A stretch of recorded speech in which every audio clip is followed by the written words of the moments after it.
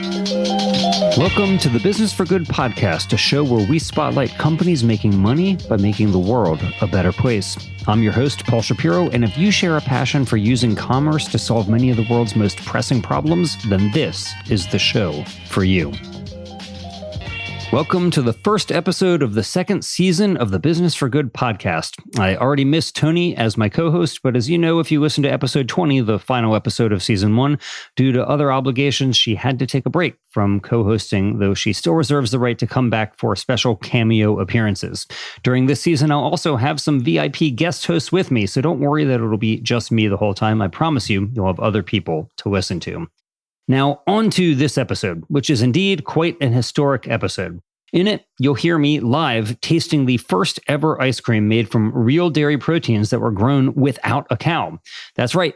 Even though this ice cream is made with real whey protein, it is udder-free. Haha. This feat of food tech innovation was achieved by Perfect Day, a startup founded in 2014 by a few idealistic 20-somethings and has gone on to raise $60 million in venture capital funding. Their goal? To grow actual dairy proteins while putting cows out to pasture. This is not the same thing as what you may know of as clean meat or cultured meat, where entrepreneurs are growing real animal meat from microscopic animal cells. In this case, there's not even a microscopic trace of the animal in Perfect Day's process. Instead of using animal cells, Perfect Day coaxes yeast to produce real dairy proteins like whey, and as you'll hear in this episode, I was honored to be among the first humans ever to consume ice cream made with real whey protein that was grown totally cow-free. So sit back and get ready to be inspired by the story of how some young people who wanted to help animals and the planet put their idea into practice and are now poised to help change the world. I bring you Perfect Day's leaders, Ryan Pandya and Perumal Gandhi. Ryan and Perumal, welcome to Business for Good. Thank you. Pleasure to be here. It is a real pleasure to be in your new office. As you may remember, the last time that I tasted one of your products was in 2016 when you were in a much smaller venue, and you guys have really moved up in the world. That was actually, I think, 2 headquarters ago. Things moved quickly. Very nice. Well, for people who may not know your story, it's a very inspirational one. And if folks haven't read about it in the book Queen Meat, first, shame on you. But second, let's just start from the beginning, because you guys are now a well-funded company. You are partnered with one of the biggest names in agriculture and food, ADM, and Archer Daniels Midland. And here you are in this beautiful building. You have 60 people working for you. But a few years ago, this was just merely an idea of 2 guys who were in their 20s who didn't even know each other. Still in our 20s. Still in your 20s. Amazing. But I guess we do know each other now. So let's just hear about this story, right? Like, tell me what happened. Perumal, you were in New York. Ryan, you were in Connecticut. You guys didn't Boston. You grew up in Connecticut, though, right? Yeah. But you didn't know each other, but you both were interested in getting involved in the space. What happened? Yeah.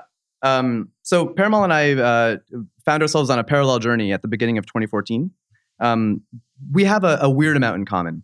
So as of the beginning of 2014, the following was true for both of us. We're both Indians living in America who had studied biomedicine. So I was chemical and biological engineer. Perumal was a biomedical engineer.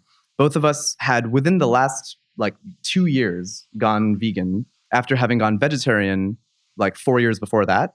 And had grown up eating meat, dairy, eggs, you name it. So we both had found ourselves on this journey of going from eating everything to learning more about the impact our diet was having on animals and the planet and our bodies, and deciding to go vegetarian, and then trying to take it one step further and going all the way vegan. And both of us had the same reaction to that second transition, which was, whoa, this is a lot harder than the first transition. Going vegetarian, we were both finding that we were able to eat foods that kind of scratched the itch. There's still protein in alternatives to meat, whereas dairy alternatives to us were really falling short. These were products that you had to pay more for, and ended up getting an experience that didn't have the flavor, the texture, the experience, the delight, and ultimately the nutrition that we're looking for, and that led to our cravings and our love for dairy. So, for example, you'd find a product that had a bunch of starches, gums, stabilizers, and was calling itself a cream cheese. So I had a particular little story that I sometimes tell. In 2014, in maybe January, February, I was really craving a bagel. And I was looking for a place that had vegan cream cheese. There was one in like a 30-minute drive radius from my place of work in South Boston. What vegans will do that for a bagel, they have a 30-minute radius. You're willing to go during lunch break. During my lunch break, yeah. I'm like, I will drive extra. I will pay extra money, and I'll get this bagel with cream cheese. And that cream cheese, look, it wasn't good. It had this cardboardy flavor that many of you might be familiar with if you've had plant-based cheeses, and it had a drippy, sad texture. And I'm eating it. Again, Perumal and I have this technical background, so we're poised to think of it in terms of what's missing from this. Like, why is this the best the world can do? And we don't view milk from cows as having some magic imbued in it. It's really just a mixture of stuff. So what is that stuff that's missing? What is making milk? And I came back from work with a little like crappy vegan cream cheese stain on my pants, and I'm like, I have to figure this out. So started looking up like what's in milk, what's giving it the magic that's missing from vegan products. It takes like 10 seconds to realize it's milk protein. And I happen to know a woman that I wanted to share this idea with. Her name is Isha Datar. Some of you might know this person. Runs a nonprofit called New Harvest, dedicated to making more sustainable, future-proof, kinder, greener alternatives to factory-farmed animals. At the time, they meant using engineering to make meat without animals. I approached Isha and shared that, hey, this approach could be used to make something easier in the form of milk. And to my surprise, there was one other person that she had ever met who had the same idea. And it was this other 23-year-old Indian American sad vegan bioengineer. I mean, it's like, how much can be in common, right? So you guys, so Isha introduces you guys online. Yep. And you start exchanging messages, and the idea for a company is born. You're thinking, here we are, 23 years old. Actually, Isha reached out saying, hey, you two are the only people I've met who've had this idea. Also, there's a startup incubator in Cork, Ireland, of all places. Mm-hmm. Maybe we should apply. They'll give us $30,000. All they want is a team with a cool idea. And we sort of did. So you apply to this place in Ireland. You get accepted. You're going to have this $30,000. Ryan, your mom is not pleased by this. I mean, no one really knew how to feel. Like I called her in the middle of the workday, and I'm like, "Hey, these people from the internet want to give me $30,000 and move me to Ireland." And she's like, "This has all the characteristics of a scam, but backwards. Like they're offering you money, right?" Yeah. And you had a job offer at the time, right? It wasn't that. It wasn't quite a job offer, but I was in contact with Modern Meadow, at least to interview for a role there. Yeah, and Modern Meadow is a company that was more established than you guys were at the time, to put it mildly. They had already raised at that time like over $10 million to grow leather and at that time probably beef as well, right. Although they've since transitioned just to leather without having to raise animals.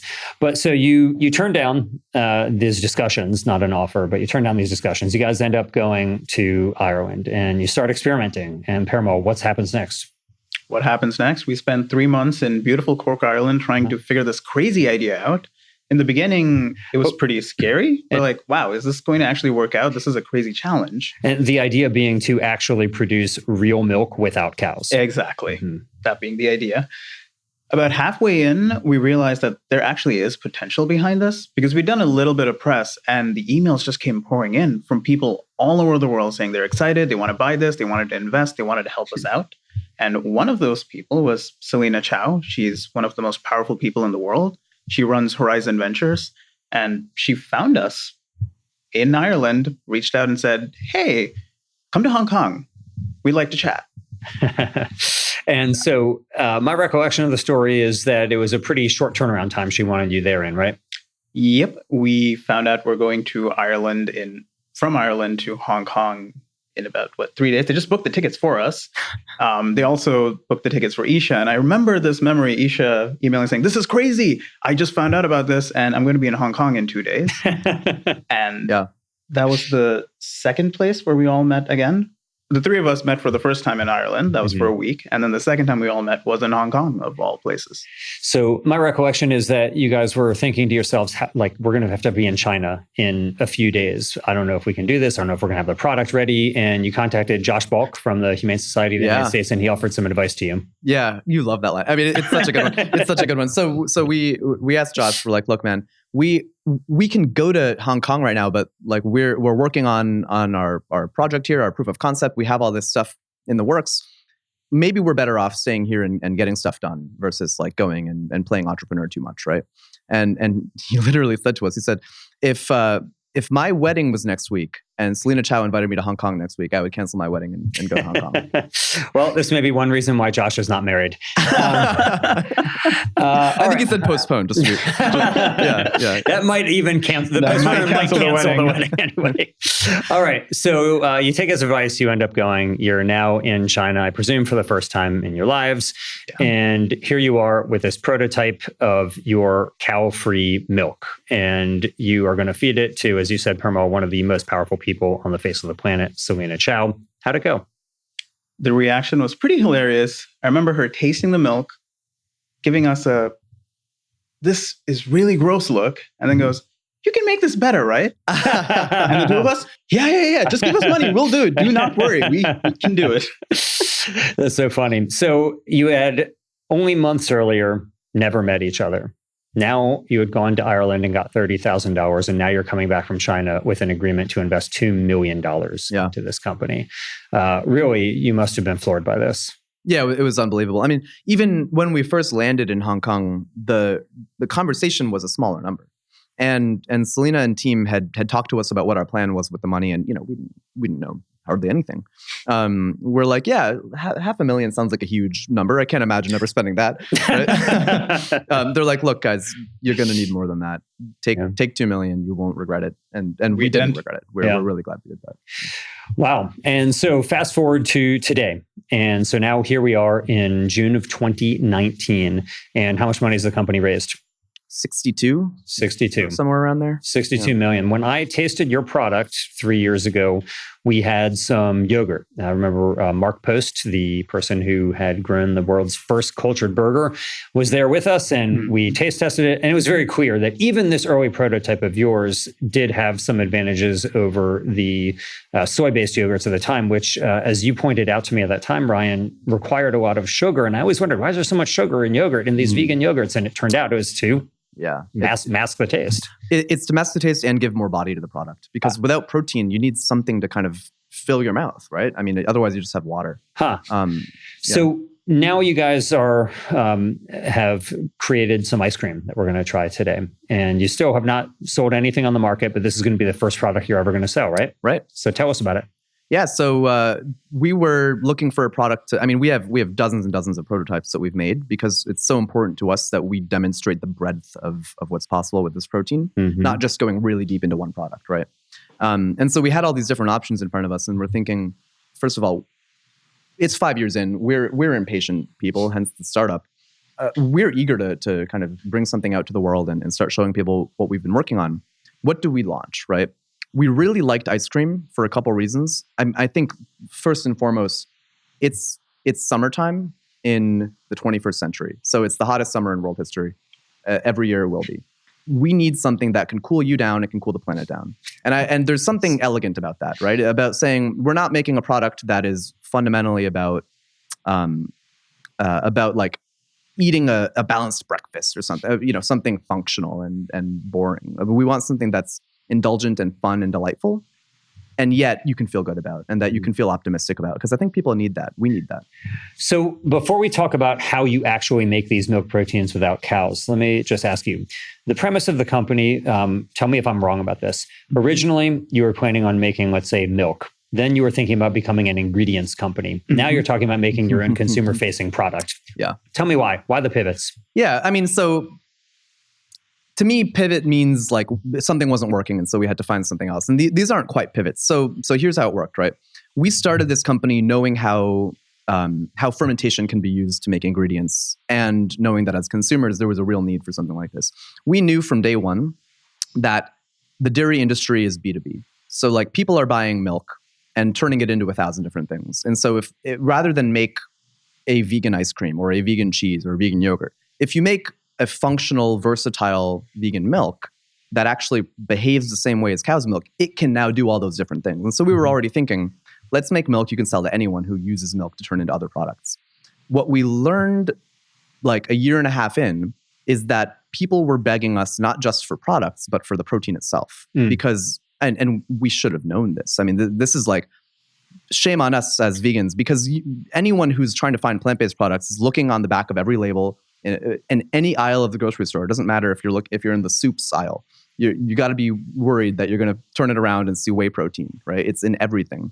And so there was this kind of aha moment sometime in maybe 2016 where we realized there's so much value, not only in making milk, but in going one step further upstream than our thinking was already leading us to, and making that protein available to other companies, right?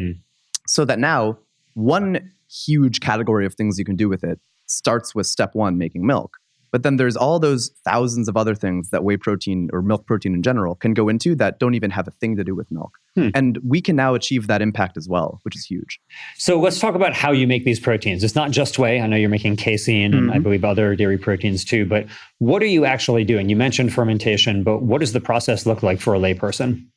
We use two things. So we've developed a type of flora, microflora, similar to yeast, bacteria, what's the good stuff that's in your tummy. And we've given it the ability to make milk protein. We take that flora, throw it into a fermentation tank, and it ferments sugar into actual milk protein, but without any animal involved in the process. So, for example, if you have brewer's yeast, you feed it sugar, you're going to get alcohol. If you have baker's yeast, feed it sugar, you get CO2 to leaven your bread. You have created a yeast that when you feed it sugar, it turns into casein or turns into whey or other dairy proteins. That's fundamentally the approach. So people are thinking, if you simplify it to the most basic concept that's happening with animals, you feed a cow plants and it creates milk. Like it's a machine that plants go into and milk comes out of. And there's nothing, again, magical about that. It's biology. And so it turns out that you don't need to make a 2,000-pound animal body of which only the udder is actually making milk, when fundamentally what's happening in those udder cells can happen in far more efficient creatures and through a far more efficient process. That's flora. And we talk about it as flora rather than specifically yeast or something, because we want to be able to create a world where consumers understand that whether you're using yeast or bacteria or fungi, because there's so many different companies doing similar things, right? The point is you should be picturing a fermentation tank that's really efficiently converting some kind of agricultural crop that there's a ton of and doesn't have a ton of nutrition into something that the world really needs, like high quality protein. And so the sugar that you're feeding it, is it just a regular sugar, or like what you have some, I mean, I know that these flora that you have created, they must have some special needs in terms of their diet, right?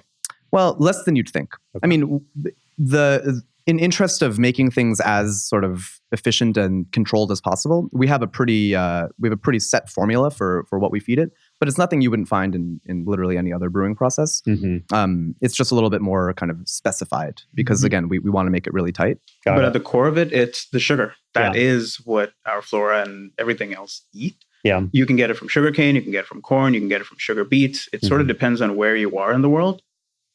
Yeah. But yeah, it's pretty sugar source agnostic. All we need is some form of sugar. And there's a ton of money going into companies in a slightly different part of the biological sciences that are working on making that same sugar out of basically a circular economy approach, right? So things that are today thrown away, like as you remove the husk of corn or something, like where does that go, right? There's a ton of cellulose in there. And you can actually turn that into sugar, which then through companies like Perfect Day can use flora to turn that into whatever you want. Right.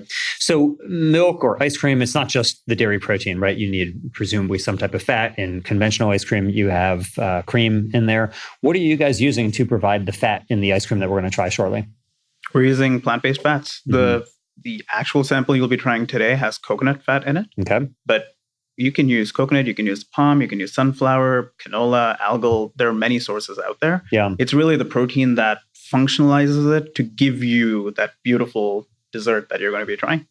So our mutual friend, Eitan Fisher from Mission Barns, he makes the argument that there is actually something that is unique to animal fat. And that's why his company, Mission Barns, is growing animal fat as opposed to growing muscle in the same way that some of these other companies are. Could you envision using some type of an animal-free animal fat of the nature that, for example, they are trying to produce over there?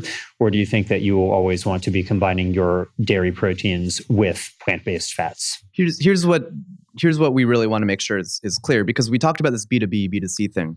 Like our approach is to work with companies that have many different kinds of formulations. So one customer that we sell our protein to is going to turn it into ice cream that uses coconut oil. Someone else might say, actually, I want to use the Mission Barnes fat.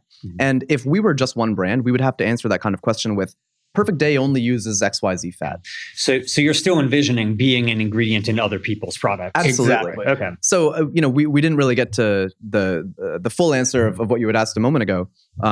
Great B2B, but then why are we seeing a Perfect Day branded thing? And part of the point here is we want to make sure that people get a chance to see what Perfect Day looks like, sounds like, what we stand for in our own kind of brand before you start rolling it out in other products. And the benefit there is that we're actually, we're more than a company developing a way to make a new kind of protein. We have to be able to communicate about it and talk about it. There's a reason that our logo looks a little bit like a comma, right? Like we are a talkative company, and it's a really important part of our mission. And frankly, it's an important part of what our customers are looking for. Because if you're in the business of making food products, it's a very different kind of thing than being in the business of talking to consumers about how flora works when you didn't even invent the flora. Right? I mean, that's so unequivocally our job. I think it'd be crazy for us to just go straight into products without consumers knowing what that even means. So we actually are, in about a couple of months, we can have this exact same chat, and we can share a lot more about the many companies that will be launching products using our protein in it. But for the moment, this is the fastest way for our fans who have been hammering on our backs for 5 years now on when can they try it, where can they buy it. This was just giving a little taste that things are happening in the background. Don't worry. All right, I'm not worried, but it'll certainly be a historic moment when people get a chance to be able to consume the world's first ever dairy proteins in the form of ice cream that were grown without cows. Yeah, no definitely. doubt. Absolutely. So you talk about these other customers, Perumal. Obviously, you guys have publicly partnered with ADM, the giant of agribusiness, and they have invested in you. They have a lot of fermentation capacities themselves. So what can you tell us about this partnership? How's it going? What is it that they're doing? Are they helping you not only to create the product, but also with potential customer acquisition? What's the relationship like between Perfect Day and ADM? It's going really well. We like ADM because they've been fermenting protein for close to 3 decades now. And they have massive infrastructure all over the world that we can leverage. We didn't want to get into this thinking, oh, let's build our own plant. Why do that when someone else already has it? Let's just partner with them and make as much protein as possible and get it out there as soon as possible. So that's what they're helping us with. We're going to leverage their fermentation tanks and infrastructure to produce as much as possible, as soon as possible. How much do you think that you can produce in the near term? Let's say, throughout 2019. Ooh, it's a drop in the bucket is the real honest answer. Yeah. We have a long journey ahead of us. Yeah. I mean, we've come to really appreciate just how big the dairy industry already is today. Sure, yeah. And still growing too. I mean, we talk about how plant-based is taking market share away from dairy, and it is to an extent that I think is impossible for the dairy industry to ignore. And yet dairy is still growing, I think, 3% year on year.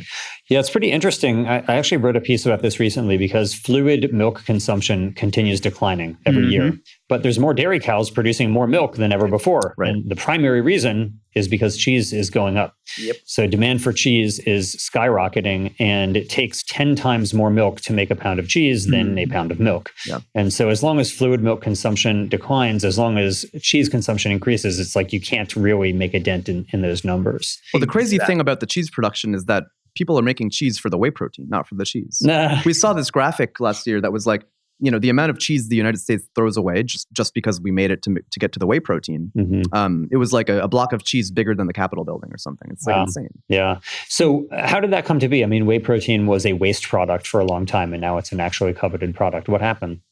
Yeah, I mean, I think a big part of it was people are valuing protein in food more now than maybe earlier than the 90s. And whey protein in particular, I mean, just a lot of work went into figuring out how to make that byproduct have value. And so I think people were starting to ask questions like, how nutritious is it? And what can it do in a non-dairy product, meaning in a product like a tomato soup or a baked good or something? And the answers were super nutritious, and it can do kind of whatever you want. And so all of a sudden, it became bigger and bigger, and to the point where the cheese itself is the byproduct. The cheese itself is the byproduct. Yeah. So we have now the great reveal, this moment of truth where we have a team of folks in the Perfect Day office here who are bringing in what looks like a wide variety of various ice creams to sample. Oh, wow. Look at this. Perfect Day printed cartons. What a moment. So we'll post photos of this on the website in the show notes for those who are sadly not in the room with us. But there are a number of different ice creams in front of us here. We have Perfect Day, Dairy Made Perfect, Vanilla Salted Fudge in a very well-printed carton here. Looks like it would be something that you would find on the market at Safeway on the shelf. Then you have another carton, Milky Chocolate from Perfect Day. And I'll read you the back. Perfectly delicious, 100% animal-free. Here's the scoop. This frozen dairy delight is made with Perfect Day whey protein, which is identical to protein from cow's milk, but 100% animal-free. That means you get the same nutrition and delicious flavor and texture without the downsides. So enjoy. The labels on here, they have lactose-free, vegan, flora-made, and then the ingredients. I'm so eager to hear how interesting. All right, so water, sugar, coconut oil, and sunflower oil, Dutch cocoa, non-animal whey protein. So tell me about that. How do you label non-animal whey protein? Is that something you have gotten approved by the FDA? Like, what is non-animal whey protein? They don't really approve things. They just let you know if they disapprove of things. And no one's disapproved yet. And the reason is it's important to the FDA and it's important to us that we be clear with consumers. And so these proteins have long, difficult to pronounce names. But the point is that whey protein is a really common word that a majority of folks in America are familiar with.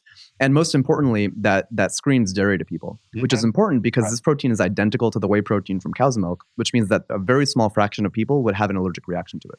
So are you, and I will say 23andMe has told me that even though I am vegan, I haven't consumed dairy for pretty much like 26 years or so. I know I am not lactose intolerant anyway, but I know there's no lactose in here. But is this targeted toward vegans? Or do you want to have everyday ice cream consumers consuming this? Yeah, I mean, it crosses boundaries, right? It's not something that's only for vegans. I mean, what we've found is that there's a wide variety of people, I mean, far more than vegans, that are looking for cleaner, healthier, purer food. And so something like lactose, cholesterol, hormones, antibiotics, I mean, there's a whole bunch of stuff that comes imbued in animal milk that we can avoid by making something really pure and clean. So I just cut a scoop of your... this is your vanilla. This is your milky chocolate, and it looks just like conventional ice cream to me. And we'll try it out here and see how you guys have done. It is excellent. He's smiling. Yes. Thank you for the narration. It is excellent. I am eating more of this scoop right now. It is really excellent. Now we have a comparison for you. Yeah, that's what I'm really interested in. So this is another dairy-free ice cream that is on the market today of a similar flavor. It's the leading dairy-free ice cream. Wow. Yeah, and focus on how quickly that's going to melt in your mouth. Look at that, it turns into water. Yeah. Well, I would say this is a little bit chewier than this. The leading brand that you have offered me is, I would say, kind of chewier than the Perfect Day brand. Did you get a chunk of brownie in there, maybe? Could be. Oh yeah, there are a lot of inclusions in the vegan ones we find because they're trying to hide the actual. This is like a smoother. I think the Perfect Day is a smoother flavor. Yeah, no, you're right. Let me avoid the brownie here. Okay. My honest opinion is that both are good. I like them both. I would enjoy eating either one of them, but I do prefer yours. Yeah. Great to hear. Yeah, it is. It's really good. All right. Now we have another. Vanilla salted fudge. All right. That is take anyone. Yep. Okay. There's no competitor on this one. Okay. All right. My wife Tony does these videos where she compares products online. Impossible versus Beyond Burger and so on. And I wish that she were here so that she could do this because she's better trained at July 12th. Yeah. Wow. Oh, wow. I really like this one. I think it's because I'm more of a vanilla than a chocolate guy, but this is phenomenal. Awesome. Yeah, that is really, really good. So there's no other like dairy-free milk in here. Nope. It's not like soy milk. Right. Nope. Wow. Contains milk protein. How interesting. I'm reading the back of the label here. That is an FDA required allergen warning. Wow, amazing. Yeah. Okay, so let's get down to it. This is going to come out July 12th, 2019. People can order by mail from you guys on dry ice and be among the very first people on Earth to have ever consumed real dairy ice cream that was produced without a single cow. What will it cost to be among those privileged few? Yeah.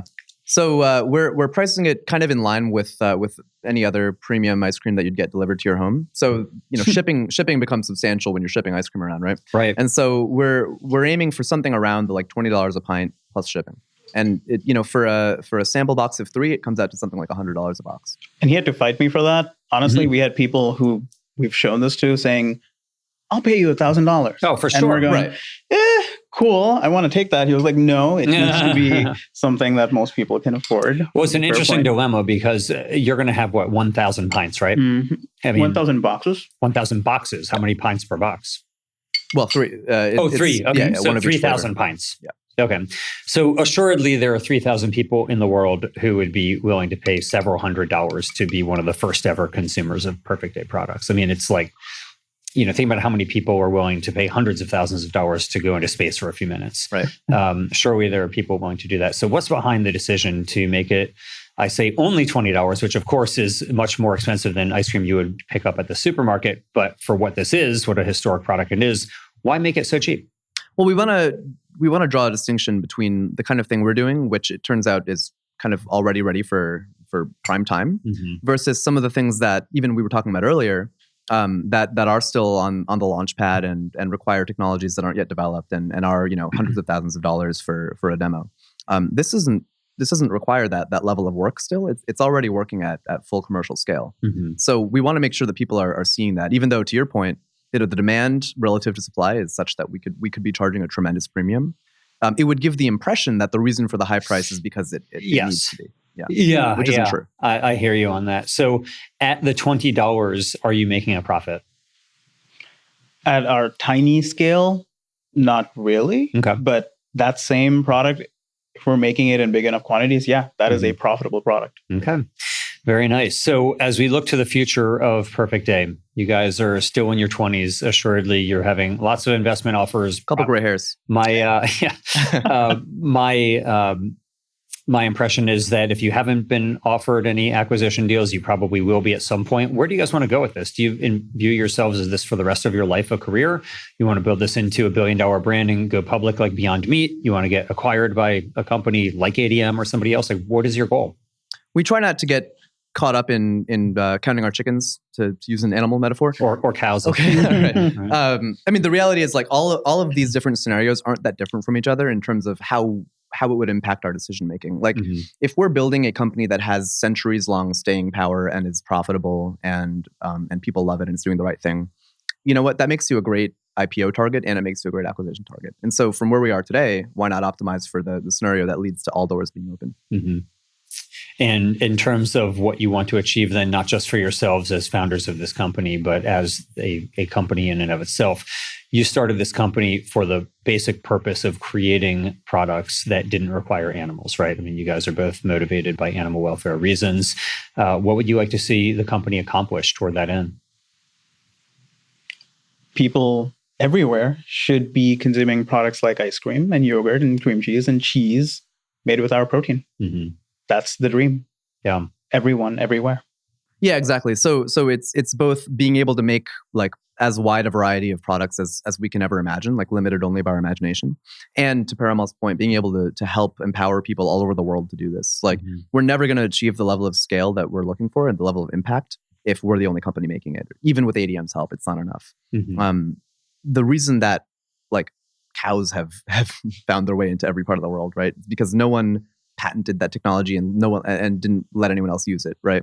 It's something that needs to be shared and needs to be accessible to folks kind of anywhere, and that's our long-term goal, to be able to empower others to make their own non-animal whey protein. And that's one of the reasons, like on that ingredient label, it's not Perfect Day TM non-animal whey protein. We felt that would make it a little bit more, like the kid who's not sharing his toys, right? But presumably you have patented this process. Yeah, absolutely. I mean, it's important that like the millions of dollars and effort we've put into it, give us that head start and give us that sort of safety and control that we need at the beginning. And look, it's not something that we're going to just kind of hand out for free. It's something we'd license. Yeah. But the intent is that someone else who wants to get into this space, rather than go spend their own $60 million, like, we'll make it easier. Yeah, that's cool. And hopefully that's more efficient for everyone in the world. So just wrapping up, a couple more questions for you guys. Many people who would listen to this are either in their own companies, they've started their own companies, they might be thinking about starting their own company. You guys have already taken an entrepreneurial journey and had more success than most people who start their own companies do. There's a very large mortality rate for startups, especially an infant mortality rate. And you guys are now moving from the infant phase really into, like, I don't know, what would you say, like toddler or maybe adolescent? I don't know. But I mean, you're still pre-revenue, but you've raised a lot. You have a lot of promise for what you're doing. What resources or other advice might you offer to somebody who looks at what you've done and is inspired and thinks, I want to do something like that to make the world a better place too? Come talk to us. We're happy to help. We have so many different ideas that we cannot do. We don't have the time to do it, but we're happy to help out. We had a lot of help from entrepreneurs when we were starting out.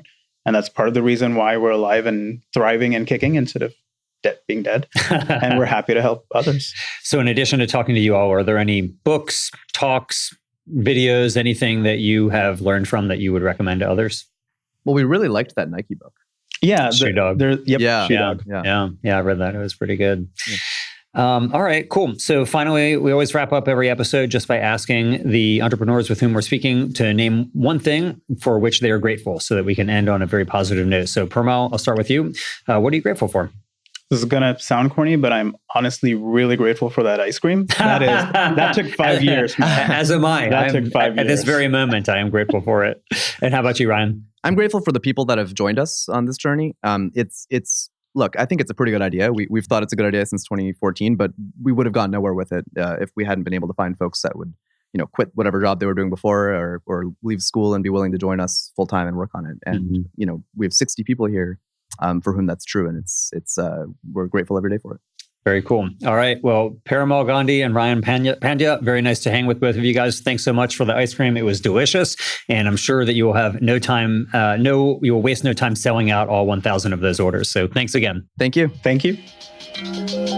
Thanks for listening. We hope you found use in this episode. If so, don't keep it to yourself. Please leave us a 5-star rating on iTunes